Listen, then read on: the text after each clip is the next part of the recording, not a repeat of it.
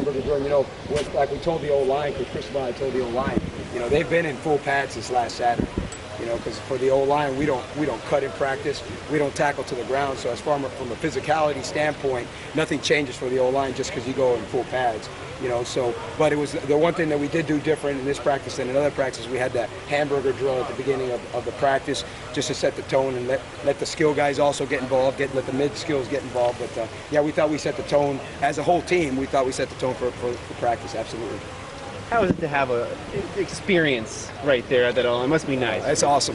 It's awesome because you can actually correct them as you're walking the drills, or after a drill you can correct technique, you can correct footwork, you can correct scheme stuff. And you know what? Again, I'm the newest guy to the room, so I'm like, hey, what did you guys used to call this? Just to continue to make sure that we use the same verbiage that they use. But it's awesome. And yeah, they're experienced and they've been there, but they're very good football players. They're tough as heck. I know you got a bunch of guys that have over 30 starts, and that to me is a true definition of toughness. The fact that they show up day in and day out. All right, I'm sure their body hurts, I'm sure they're sore, but those jokers keep answering the bell. But it's awesome to have that group, and they're great kids too. Go ahead. With that experience, do you feel like they can be almost extra coaches sometimes? They are extra coaches. Guys? With the younger guys, heck, with me, So they're coaches with the younger guys. That's part of their legacy. I've told them that since I got here, right? That's part of their legacy. Their legacy is what are they going to leave behind for those young guys. Legacy to me is not championships. It's not trophies. All that stuff collects dust. It's not bowl rings. It's what do you leave behind so that 10 years from now, right, Joe Smith, who's in the O-line room, is hearing the things that Shane Lemieux left behind, that Jake Hansen left behind. We start practice today, right? We start meetings at 7:30. Those guys are here.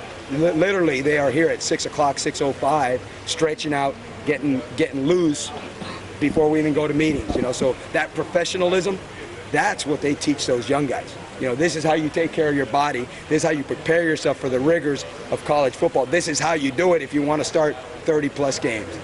So it's invaluable. Coach on last Saturday, I think, talked about how Jake can be somewhere and Shane can be another, and they know what they're having for lunch. Absolutely. Does it translate out in the field? Absolutely. There's times where they can't make calls. There's times where, as an offensive line, right, pre-snap, you make your calls. You go banana to 25 or whatever our call is. I'm not going to say the calls, right? But when the ball snaps, those guys move. When they move, we got to be able to adjust on the run.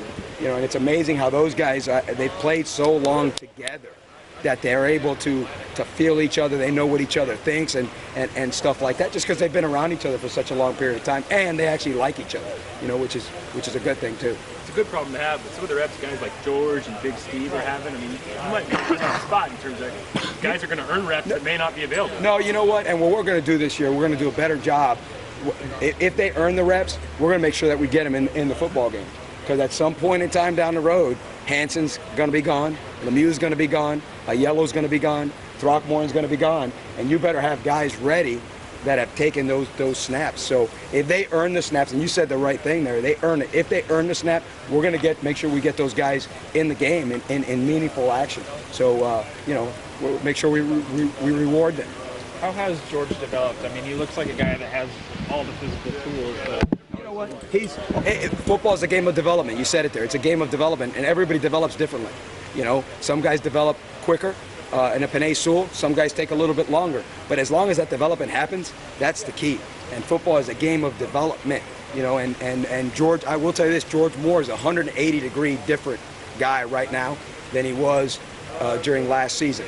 Dallas Warmack, that's not the same Dallas Warmack that was here last year. He went through the fourth quarter program. Last year he was back at Alabama working to graduate, had no team, had no coach out there because he wasn't on Alabama's program anymore, right? He was there trying to graduate. Now he's here, he's got a team, he's got a strength coach, and he's in a different shape. He was fired up yesterday because he was 312. Heck, he was like 330 something last year. So he's in great shape and playing with a tremendous amount of enthusiasm. And that's what's awesome to see. You watch the film, and at the end of the film you see those guys celebrating, because they're enjoying it. Football is a game.